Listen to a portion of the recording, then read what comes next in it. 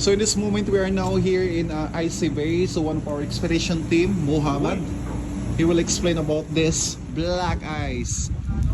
So this black ice, I don't know how many years already. So but this our expedition team, he will explain how old he is, how old this ice is. Can be over a million years. Oh my God, it's a million years. Bago siya pinanganak. Diyan na yung yellow na yan. Grabe. So andito tayo sa Ice Bay. Glacier Bay. So nasa Ice Bay tayo ngayon. So marami nakikita dito. May ibang klase.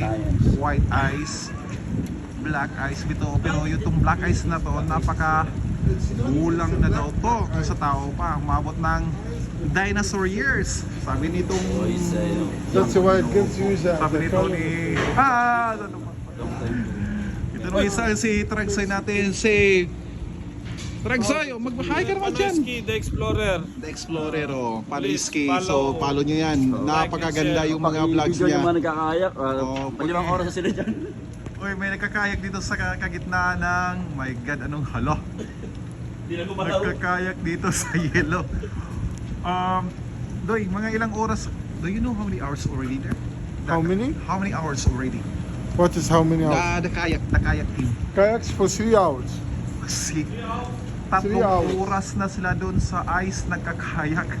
So ano kayang, oh my God, ano kayang status lang ngayon? Uy, lamig na siguro ngayon. Oh, nagkakayak sila sa gitna ng yellow. So glacier practice. So of course dito naman si Turagsoy in the house. Kasama natin yung mga ka-vlogs natin. Yes, both na Ah. Si Panoyski, kaya follow mo yan. Si Turagsoy, mag-follow ka. Kaya ito, ay hi! Dito kami sa Huti-Huti. Nandito pala si Katanggol.